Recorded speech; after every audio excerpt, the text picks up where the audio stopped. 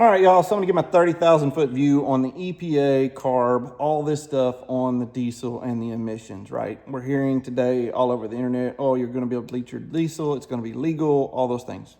Great, you know, if you can. I'm not saying you can, but you need to check into it. But if you can, and you can go back to getting 24, 25 miles to the gallon and getting all that emissions junk off of your diesel, especially the EGR, that basically puts the exhaust back into the intake. Y'all, if you're a mechanic and you've worked on any diesel engine with an EGR system, you pull the intake off and you're just like, whoa. I mean, EGR is horrible for these engines. It shortens the life significantly. So, you know, you go back to removing those things and you're gonna get longevity. I mean, you're gonna go back to, 250, 300,000 mile engines, especially with the new technology we have today, to get them even more efficient than they used to be. Y'all, that's gonna be crazy. Now, the concerning part for me is the manufacturer gonna say, well, in 27, okay, for the 49 states we're shipping those to, we're not gonna put the catalyst system on. Okay, well, that's 15 grand less. That's just a rough number, right? But let's just say it's $15,000 of emission stuff that doesn't have to be put on the truck. Manufacturer's gonna break that out of the price and sell it to us cheaper without the system, okay?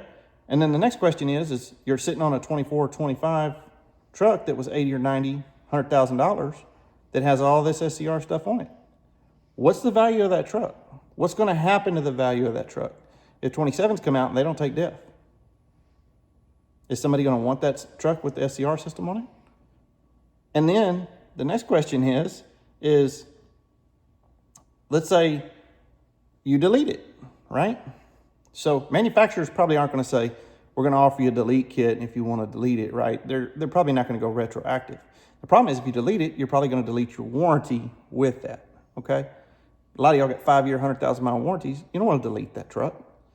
So then what? Are you gonna get a little check that's gonna say, it's okay to delete my truck if I use these manufacturer parts and this manufacturer software, right?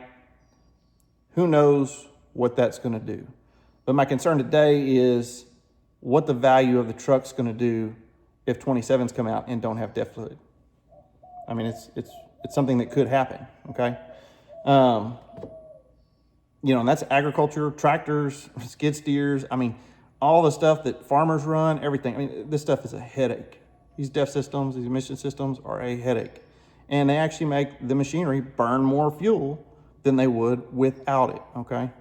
And so, this is kind of my view on it. I just wanted to put a video out there. I'm sitting on the sidelines right now. I'm driving the RHO. I'm gonna go to the gas TRX. I wanna see what comes out. Now I know GM's working on this 8.2, 8.3. They're calling it the Megamax. If 27 rolls around and they come out with an 8.3 Megamax and it doesn't have to have DEF fluid, that's gonna be the truck. I mean, I'm 100%. And then even if you pull those emission systems off of the Powerstroke and the Cummins, you'll already know what kind of mileage those trucks are gonna get and how long they're gonna last. I mean, especially if you get rid of the EGR system. So anyway, that's my concern. That's my thought. I just wanted to kind of drop this out there, be thinking about it.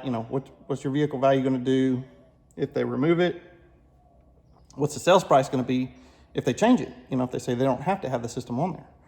So, no telling. These are all things that are up in the air. I don't have the answer, but it's just things I'm thinking about. So I just wanted to put that out there and let y'all know. But anyway, video helped you any, hit that like and subscribe, and we'll catch you on the next video.